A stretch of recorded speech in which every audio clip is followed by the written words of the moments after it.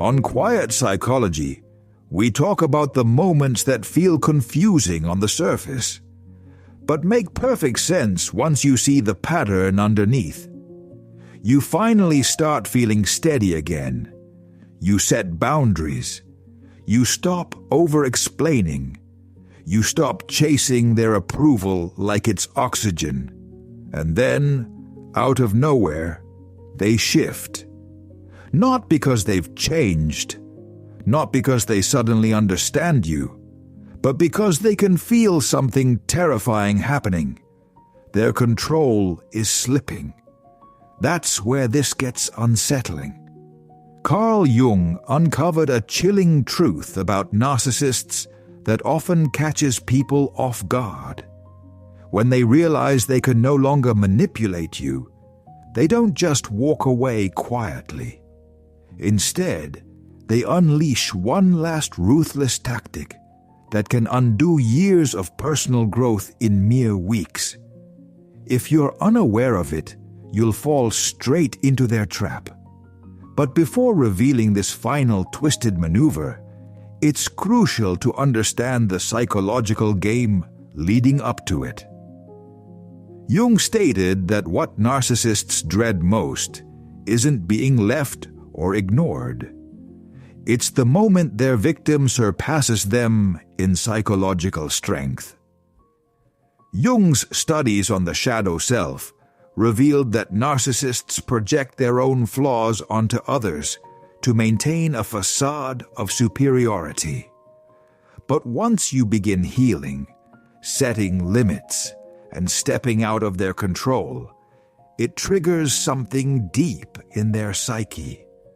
Jung referred to this as the crisis of power reversal. And what follows is truly disturbing.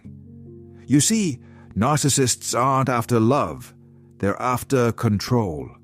They crave a source of emotional energy to feed their fragile sense of self. Jung explained that these individuals operate from an inflated ego, a mental state that demands constant dominance to keep their inner void hidden. When you were vulnerable, uncertain, or craving their approval, you perfectly fulfilled their need for validation. But as soon as you reclaim your power, trust your own voice, and stop seeking their acceptance, you threaten the very core of who they think they are. That's when they reach for the weapon Jung warned about. Narcissists, he said, resort to psychological projection warfare once their grip on you weakens. They go beyond gaslighting and victim playing. Instead, they strike directly at your individuation process, your growth into your true self. Here's how it plays out, and why it's so damaging. 1. They attack the strength you built. The first move is a reversal. Where they once criticized your weakness, they now weaponize your progress. Jung observed this shift, noting that they see your strength as the final obstacle to total control. Suddenly, you'll hear things like, "You've changed, and not for the better. You used to be so kind. Now you're just selfish. You've let success go to your head. You act like you're above everyone now."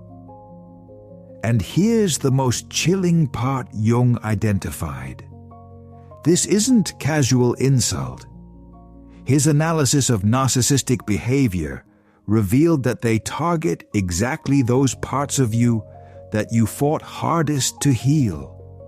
If you've learned to set limits, they'll accuse you of being heartless.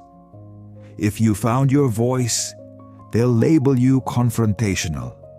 If you've gained confidence, they'll say you're full of yourself. Jung described this as strength shaming, a tactic meant to make you feel guilty for developing the qualities that liberated you. It's designed to create a specific inner conflict. If your growth hurts them, maybe your growth is wrong. And if you start doubting yourself, you begin shrinking, just enough for them to regain the advantage. But their most manipulative move is still ahead. 2. When shame doesn't work, they reach for the past.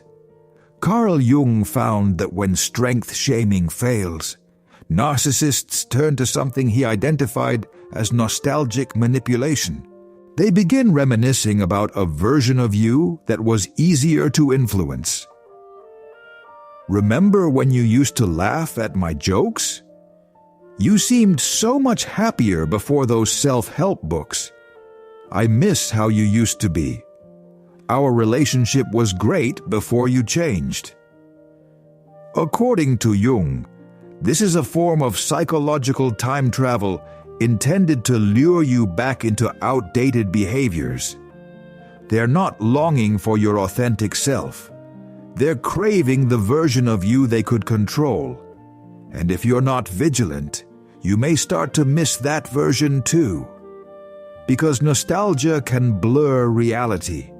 It can make you remember the warmth and minimize the cost. It can make you forget how much effort it took to become who you are now. But here's where Jung's insights become even more unsettling. 3.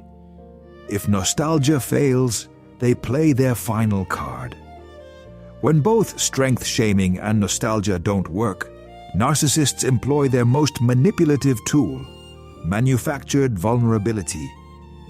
Carl Jung observed that narcissists are highly skilled at identifying your deepest empathy and using it to manipulate you. Just when you're strongest, they suddenly appear weak, overwhelmed, or in crisis. This is the deceit Jung warned about, and it's darker than you might expect. They'll stage a crisis, a sudden illness, financial problems, family conflict, or emotional collapse, and they'll time it precisely to match your moment of clarity and power. According to Jung, this is no accident. It's intentional.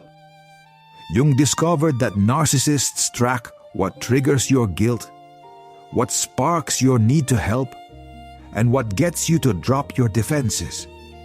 They twist your compassion into a weapon against your recovery. And here's the part that will shake your trust to the core. Jung found that narcissists often create the very problems they want you to fix. They'll sabotage their jobs, relationships, or health to engineer a crisis, one that makes you feel morally compelled to step back into their lives.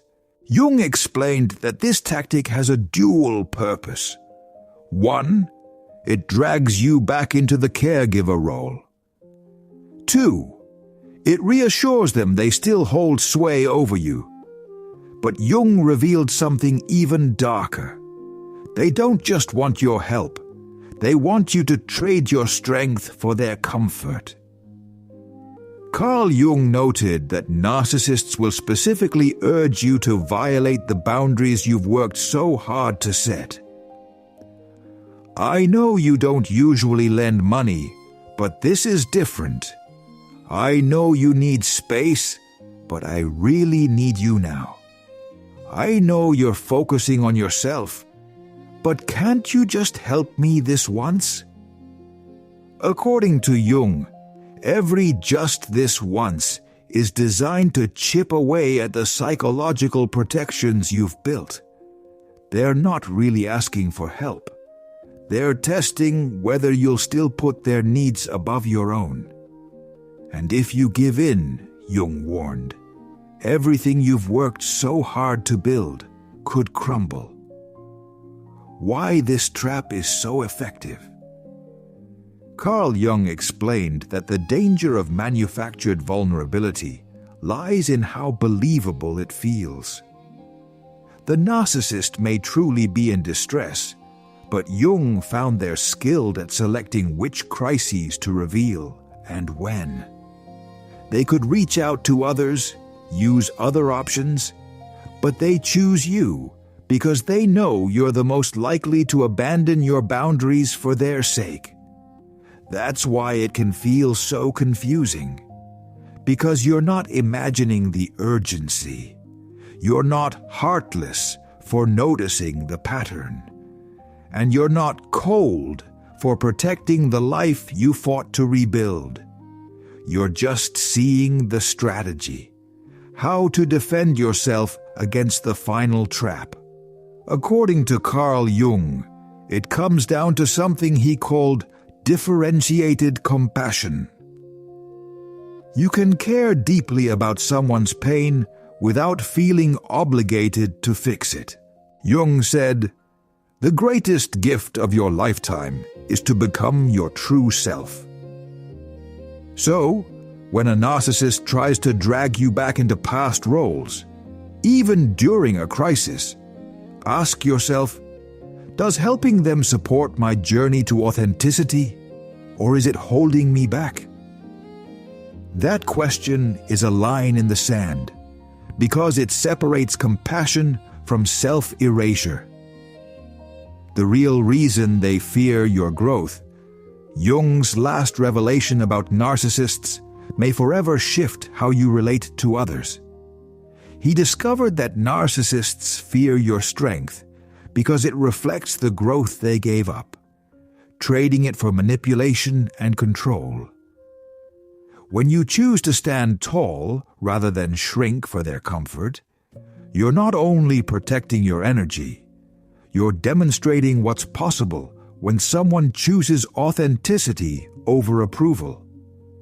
And that's exactly why they'll do everything to keep you from rising. But here's what Carl Jung wanted you to remember.